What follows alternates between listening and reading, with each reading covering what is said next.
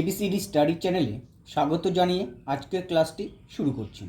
তোমাদের সাথে আলোচনা করব তোমরা যারা অষ্টম শ্রেণীর দ্বিতীয় ইউনিট টেস্ট পরীক্ষা দেবে 2025 সালে, তোমাদের জন্য রায় ও মার্টিন প্রশ্নবিচিত্রা থেকে আজকে সমাধান করে দেখাবো ভূগোল বিষয়ের মডেল সেট 1 ও 2 অর্থাৎ 1 নম্বর ও 2 নম্বর স্কুলের সমস্ত ছোট প্রশ্নের সঠিক উত্তর নিয়ে।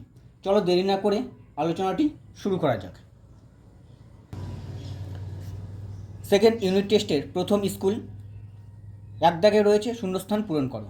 পৃথিবীর আবর্তনের জন্য যে বল কোনো বস্তুর দিকে বিক্ষেপ ঘটায় তাকে বলে, শূন্যস্থানে বসবে কোরিওলিস বল।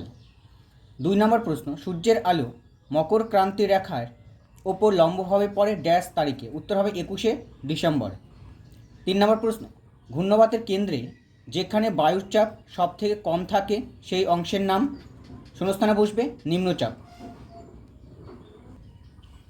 পরের প্রশ্ন, পারানা এবং প্যারাগুয়ে এই দুটি নদী মিলিত হয়েছে ড্যাশ শহরের কাছে, উত্তর হবে কোরিওস্টিস। পরের প্রশ্ন, দক্ষিণ আমেরিকার পশ্চিমের জলবায়ু শীতল হবার মূল কারণ, শূন্যস্থানে বসবে লা নিনা ও হামবোর্ট বায়ু।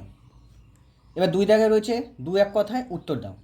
পৃথিবীর দ্বিতীয় উচ্চতম সক্রিয় আগ্নেয়গিরির নাম লেখো, উত্তর হবে ওজোস দেল সালদো।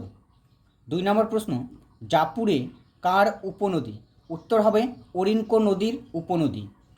পরের প্রশ্ন, আমাজন অববাহিকার আয়তন কত, উত্তর হবে 70,50,000 বর্গ কিমি। পরের প্রশ্ন, গোধূলি অঞ্চল দেখা যায় কোন ধরনের অরণ্যে, উত্তর হবে নিরক্ষীয় চিরহরিত অরণ্যে।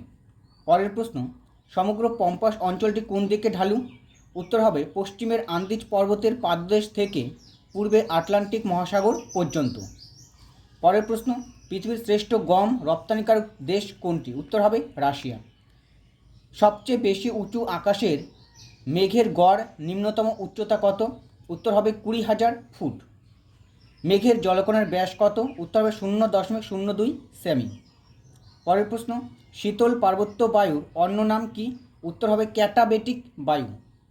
লাস্ট প্রশ্ন, পারানা প্যারাগুয়ে নদীর অববাহিকায় অবস্থিত সমভূমিটির নাম কি, উত্তর হবে আর্জেন্টিনা।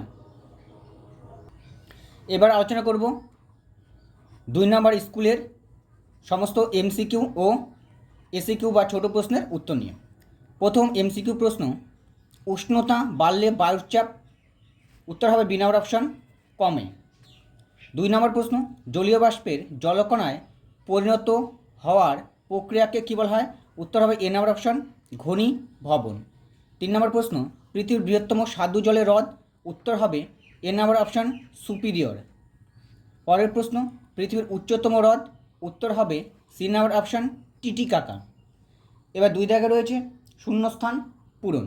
ঘূর্ণবাতের বায়ু উত্তর গোলার্ধের ঘড়ির কাঁটার ড্যাশ প্রবাহিত হয়, উত্তর হবে বিপরীত দিকে।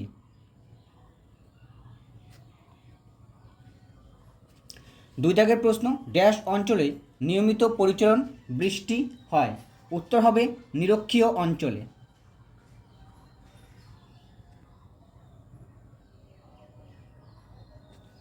3 দাগের প্রশ্ন, উত্তর আমেরিকার সর্বোচ্চ শৃঙ্গের নাম কি, উত্তর হবে মাউন্ট ম্যাককিনলি, মাউন্ট ম্যাককিনলি। পরের প্রশ্ন, পম্পাস অঞ্চলের পশুচারণ ভূমিকে ড্যাশ বলে, উত্তর হবে পম্পাস সমভূমি বলে।